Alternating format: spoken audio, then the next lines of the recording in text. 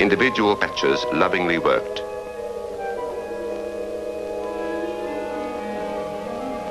And these are the fields of Red China.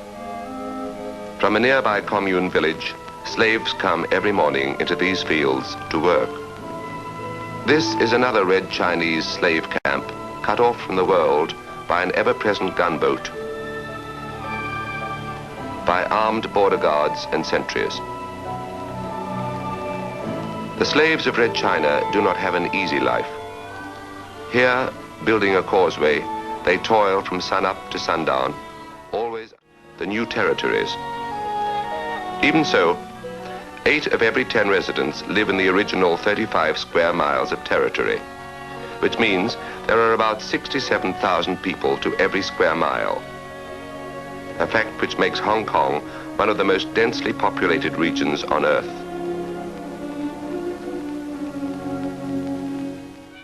Drafty in winter. Huts thrown up like tempest-tossed debris from the nearby China Sea. Father Edmund set up headquarters in an abandoned barracks building and passed word around that if anyone was in need, they could come to him for help. It didn't take long for him to gain the confidence of the people of Firewood Bay. Studying his area, he realized that the greatest immediate needs were of an emergency nature: food, clothing, medical care.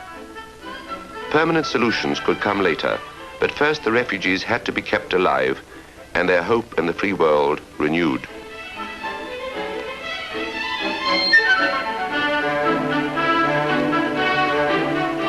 A dispensary was opened at Firewood Bay and each of the other Maryknoll areas, with Hong Kong's doctors and nurses volunteering their services to the poor.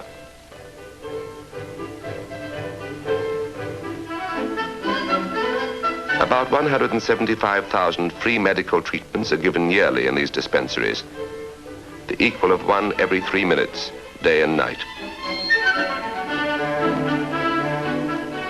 A plea to America for help brought tons of used clothing and surplus food.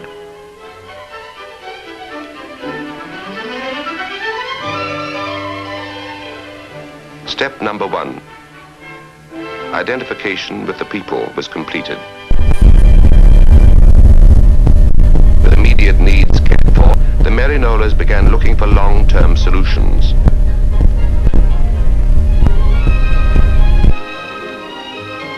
Unemployment had to be tackled promptly if the refugees were to maintain their confidence and self-respect, and if the tremendous waste of idleness and unused talents was to be ended.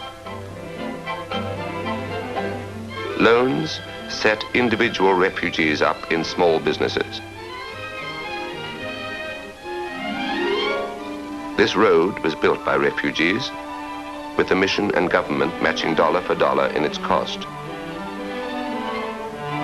Refugees also built these stairs and retaining walls.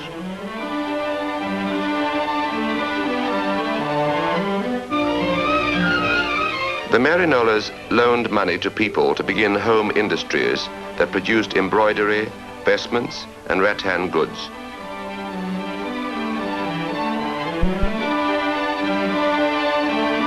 There is dignity in refugee labor and the feeling of accomplishment at recreating a new life in the peace and security of a free world.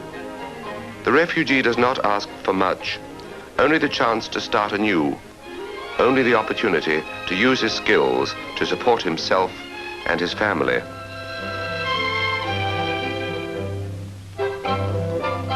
While on leave in the United States, Father Arthur Dempsey of Peekskill, New York, came across a cheap, light, new type of loom. In it, he saw a solution for thousands of unemployed in his area, known as Cow's Horn.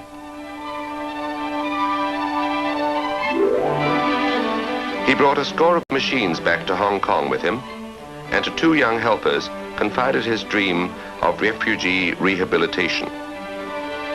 Through this simple bit of machinery, he hoped to end unemployment in Cow's Horn. Thus, the Pius XII Handicraft School was born.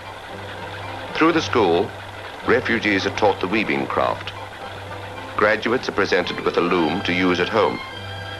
This cooperative industry today provides a livelihood for 2,000 refugees.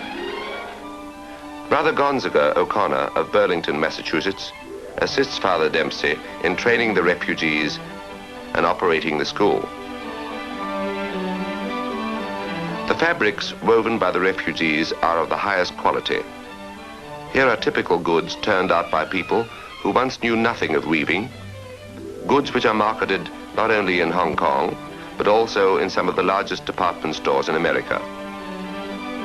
The Pious Company label stands not only for quality, but for a new way of life for thousands of Hong Kong refugees.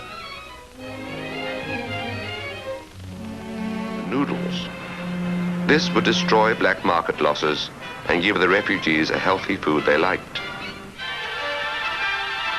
A pilot project was set up at Father Truby's mission. Monsignor soon realized that there was also an important byproduct here, additional work for refugees. Equipment was designed and put into operation, and good American surplus foods came forth as endless miles of Chinese noodles.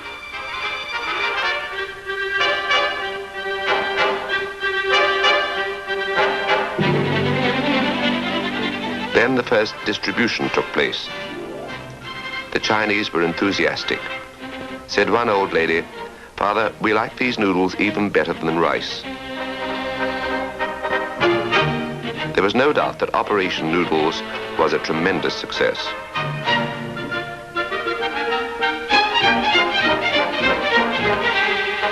Now, new and permanent noodle factories are being built by CRS, like this one at the Bishop Ford Center,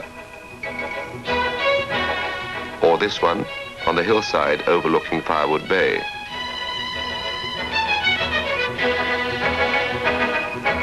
Every week, thousands of poor line up before the missions to get the precious noodles.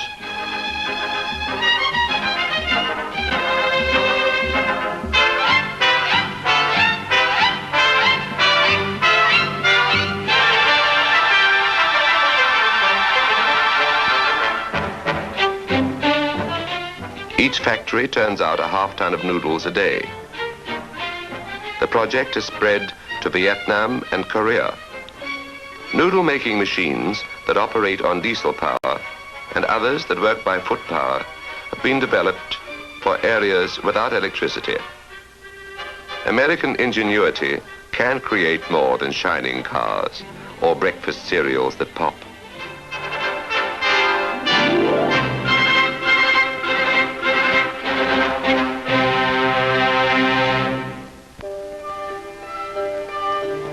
Well, that's the story of what a small group of Americans has done to help solve too tempting to turn down.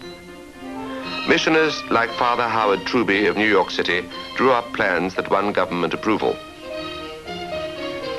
Then they appealed to friends in America for aid, and once again it was forthcoming from many sources. Cardinal Spellman sent a generous gift. A nun in Brooklyn persuaded her family to donate a school chapel. A woman in Iowa sent money for desks. Gifts large and small came in from all parts of America. Here is Father Truby's school, named in honor of Bishop Francis X. Ford, who had himself died in a red prison in Canton. Clothing once worn by American teenagers. Harmonicas, a gift from a man in New York City. Let's listen a moment to these refugee boys.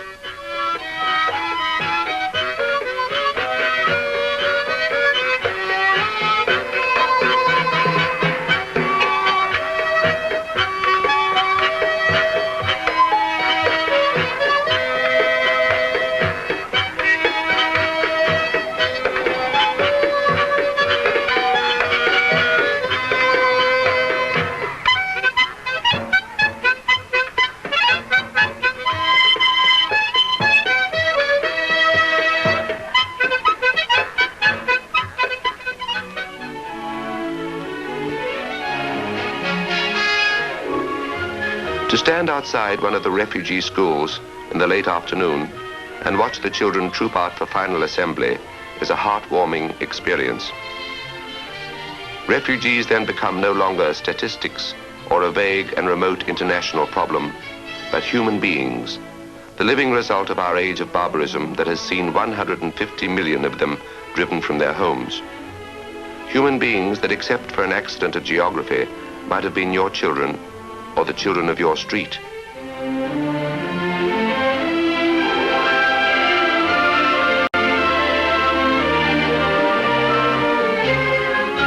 In Hong Kong, a new world is being built, a beacon of freedom on the doorstep of Red China. A world with a conscience. And after all, this demonstration of our practical Christianity is the best answer that can be given to communism.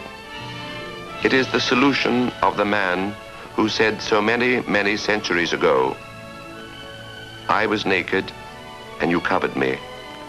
I was hungry and you gave me to eat. I was homeless and you took me in." This is the answer we must make to all the world's refugees. It is the only effective answer we can give.